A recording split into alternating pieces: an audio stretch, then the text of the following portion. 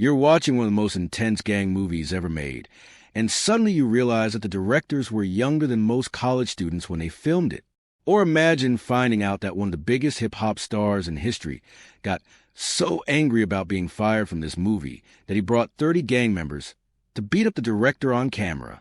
These are just two of the absolutely wild stories hiding behind the making of Menace to Society.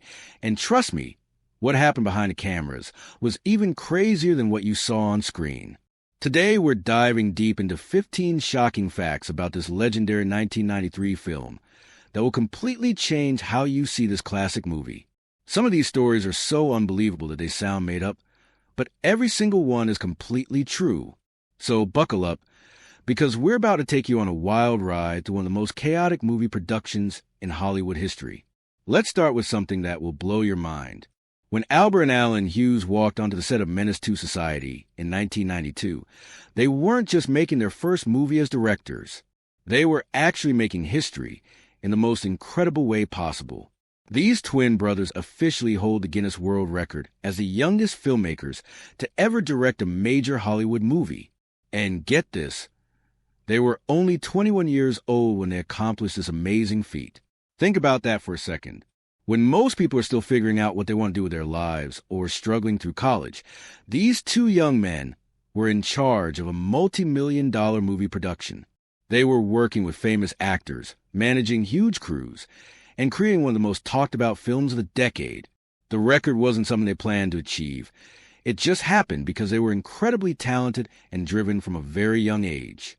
The Hughes brothers had been making movies since they were 12 years old, starting with short films that actually got attention from people in the industry. One of their early films was even shown on cable television, which is pretty amazing for teenagers. When they finally got their shot at directing a major studio film, they proved that age doesn't determine talent. Menace to Society wasn't some small independent project either. It was backed by New Line Cinema with a budget of $3.5 million, and it made almost 10 times that amount at the box office. But here's where things get really crazy. Remember Tupac Shakur, one of the greatest rappers of all time? Well, he was originally supposed to be in this movie, but what happened next became one of the most shocking incidents in Hollywood history. After Tupac got fired from his role in the film, he was so angry that he organized one of the most brutal celebrity attacks ever recorded. In 1994, about 6 months after being kicked off the movie, Tupac showed up at a music video shoot where the Hughes brothers were working. But he didn't come alone. He brought approximately 30 people with him, and many of them were actual gang members. What happened next was like something out of a nightmare. Tupac ordered his entire crew to attack director Allen Hughes, and suddenly this one man found himself fighting what seemed like a small army of attackers. One person who saw the whole thing happen described it as Allen fighting like 30 people at once while he was on the ground. It was absolutely brutal and completely unfair.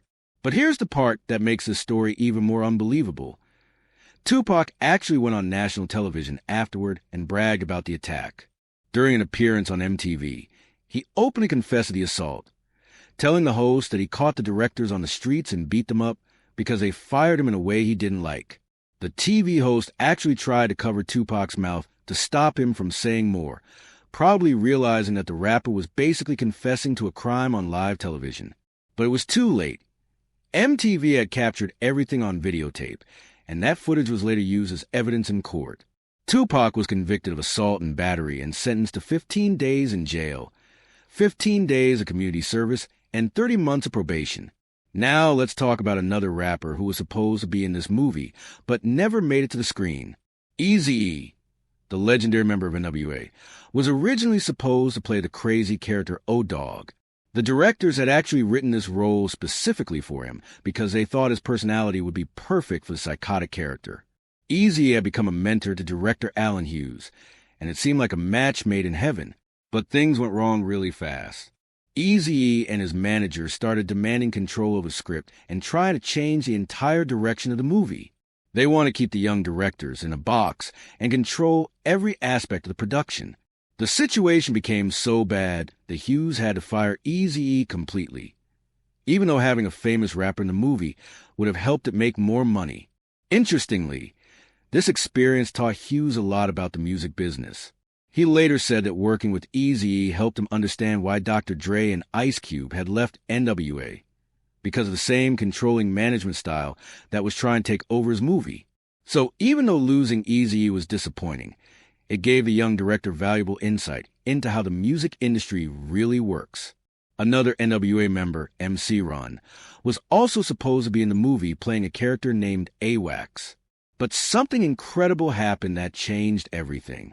Right in the middle of preparing for the role, MC Ren joined the Nation of Islam and became deeply religious. His new beliefs came into direct conflict with the violent criminal character he was supposed to play. Rather than compromise his religious convictions, MC Ren made the difficult decision to walk away from what could have been a major breakthrough in his acting career. This was a huge deal because the movie was expected to be very successful, and being in it could have launched him into Hollywood stardom. But his faith was more important to him than fame or money. The production had to scramble to find a replacement, and MC8 ended up getting the role instead. Here's a story that will make you angry about how dirty the music industry can be. The Hughes brothers had arranged for Kelly to write an original song specifically for their movie soundtrack. At that time, Kelly wasn't a megastar he would later become. He had only released one album. Director Alan Hughes personally flew to Chicago to meet with Kelly and gave him a copy of the movie to inspire his songwriting. Kelly watched the film and came back the next day with a brand new song that he had written specifically about the movie's characters. Hughes immediately knew it was going to be huge and called the record label executive Barry Weiss to share the good news. But what happened next was a complete betrayal that Hughes still talks about with anger decades later. Weiss called Hughes back a week later with devastating news. He told the director that the song was indeed going to be Kelly's first #1 hit, but it wasn't going on the movie soundtrack. The record label literally stole the song that had been created for the movie and released it as a standalone Kelly's single instead. That song was Bump and Grind, which became one of the biggest hits of the 1990s. The famous opening lyrics, "My mind's telling me no, but my body's telling me yes," were actually written about the movie's characters, making the theft even more personal and frustrating. Now, let's talk about some of the technical mistakes that made it into the final movie. During one of the most important scenes in the entire film, the liquor store robbery that sets everything in motion, there's a glaring error that sharp-eyed viewers can still spot today. When O-Dog is forcing the store owner's wife toward the back room, you can actually see the entire film crew reflected in the security mirror on the ceiling. The reflection shows multiple crew members, cameras, and equipment following the action, completely destroying the illusion that this is a real robbery. It's especially obvious on the DVD version where the higher video quality makes the reflected crew members even more visible. What makes this mistake particularly surprising is that this scene is one of the most technically complex and important in the entire movie, yet somehow nobody noticed that the security mirror was capturing everything happening behind the cameras. Speaking of behind-the-scenes secrets, here's something that sounds almost too crazy to be true. The production hired actual members of the Grape Street Watts Crips to work as security guards during filming. That's right, real gang members were paid to protect the cast and crew while they made a movie about gang life. This wasn't done for dramatic effect or to make the movie more authentic. It was pure practical necessity. The film was being shot in the Jordan Downs housing projects, which was the actual territory controlled by this gang. The area was extremely dangerous, with regular shootings and drug dealing happening all around them. Rather than try to bring in outside security that might create even more tension, the smart decision was to hire the gang directly. This arrangement worked out well for everyone. The gang members got legitimate pay for their work, and production could operate safely without worrying about rival gangs or criminals targeting their expensive equipment. Here's a fact that might surprise you about the movie's dialogue. Menace to Society holds an unusual record for having one of the highest rates of profanity ever recorded in a major Hollywood film. The F word appears at a rate of more than 3 times per minute throughout the entire movie. Over the course of film's 104-minute runtime, audiences hear this particular curse word more than 300 times. This wasn't just random swearing thrown in for shock value. The Hughes brothers were committed to authentically portraying the way people actually talked in South Central Los Angeles during that time period. They felt that toning down the language would have made the film feel fake and would have betrayed the reality of the environment they were trying to show. The high level of profanity was also influenced by hip-hop culture, since many of the actors were rappers who brought that linguistic style directly into their performances. Before we continue, let me tell you about two actors who were originally supposed to play major roles but got fired under mysterious circumstances. Most people know that Tupac was supposed to play a character called Sharif, but fewer people know that rapper Spice, one was originally cast to play the main character Kane. That's right. The central role that ended up making Trin Turner a star was first given to an established rapper. Spice, one was fired at the same time as Tupac, but unlike Tupac's highly publicized conflicts with the directors, nobody has ever explained exactly why Spice, one was let go. There are no documented arguments or creative disagreements that would explain his dismissal. The reasons for his firing remain one of the most mysterious aspects of the film's troubled production. It's especially puzzling because Spice, one was considered a natural choice for the role, given his credibility in gangster rap and his ability to tell authentic street stories through his music. Now here's something that shows just how intense the original version of this movie was supposed to be. The Hughes brothers filmed a prison riot scene featuring Kane that was so violent and brutal, they had completely cut it from the movie to avoid getting an NC-17 rating. This scene was meant to show another layer of Kane's exposure to violence, but the content was simply too extreme for any mainstream release. The bigger problem was that the young directors didn't really know how to film large-scale fight scenes properly. Albert Hughes later admitted that the scene was horrifically bad and that they didn't know how to stage a proper fight sequence. Without professional stunt coordinators or fight choreographers, the scene looked completely unconvincing, with viewers able to see all the punches coming from a mile away. This failed scene became one of the most demoralizing experiences of the entire production.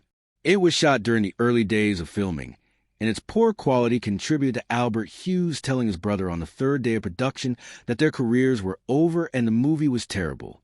The scene was scrapped entirely and has never been made available to the public in any form, suggesting that the Hughes brothers remain embarrassed by this early attempt at action filmmaking.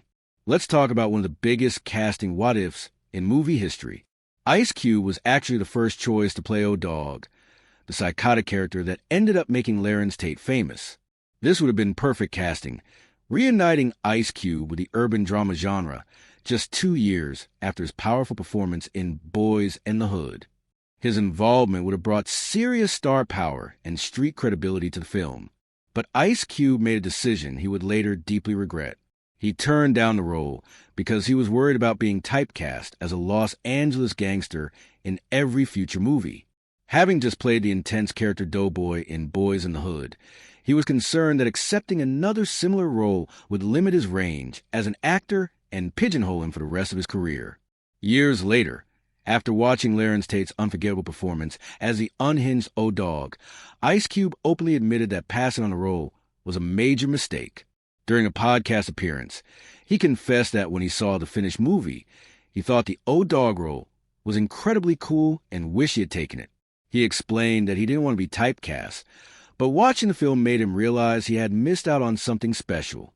Here's one of the strangest editing decisions in film history. The Hughes brothers completely removed an entire scene from the movie because they decided that one of the actors was simply too gangster for film. Think about that for a second. Someone's authentic street credibility actually worked against them in a movie specifically about gang life. The problem wasn't that this unnamed actor gave a bad performance or couldn't deliver his lines properly. It was that his real-life persona was so genuinely intimidating and street authentic that his presence on screen fell out of place within the carefully constructed story. His authentic gangster presence was so overwhelming that it disrupted the balance of the film and felt like a distraction rather than an asset. This reveals a delicate balance filmmakers must strike when creating authentic portrayals of street life while maintaining a coherent story. Sometimes genuine street credibility can actually work against the storytelling process if it isn't properly integrated into the script. The deleted scene has never been released, and the identity of the two gangster actor remains a mystery that the Hughes brothers have never revealed. Earlier I mentioned Tupac's MTV confession, but let me give you more details about just how self-incriminating this interview was. When host Ed Lover asked Tupac about the violent incident, instead of deflecting or denying involvement, Tupac enthusiastically bragged about the assault to a national television audience. He told viewers that the directors fired him in a punk way, so he caught them on the streets and whipped their behinds. Ed Lover, recognizing that Tupac was essentially confessing to a crime on live television, actually tried to physically cover the rapper's mouth to prevent him from saying anything more that could be used against him in court. But the damage was already done. MTV had captured Tupac's confession on videotape, creating permanent evidence that would prove invaluable to prosecutors.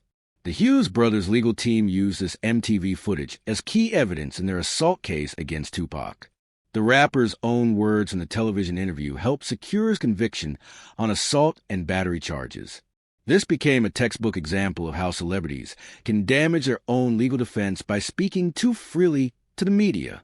One of the most authentic aspects of the entire film came from the decision to use actual residents of the Jordan Downs housing projects as background extras throughout the movie.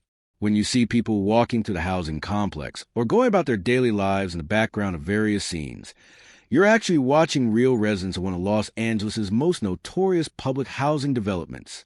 The Jordan Downs projects housed thousands of residents who were living with the daily realities of gang violence, poverty, and police harassment that the film was trying to portray. Rather than hiring professional extras, the Hughes brothers incorporated actual community members into their film, allowing real inhabitants to essentially play themselves in the background. This approach served multiple purposes. It saved money on hiring professional extras, helped the filmmakers gain the trust and cooperation of the local community, and brought an authenticity that professional actors simply couldn't have replicated. The real residents' natural body language, clothing choices, and interactions reflected the genuine atmosphere of life in the projects rather than a Hollywood interpretation. Finally, let me tell you about the moment when the Hughes brothers thought their entire careers were over before they had even really begun. Just 3 days into filming their breakthrough debut feature, Alan Hughes delivered a devastating assessment to his twin brother Albert. "Our careers are over. This movie is bad. It's terrible."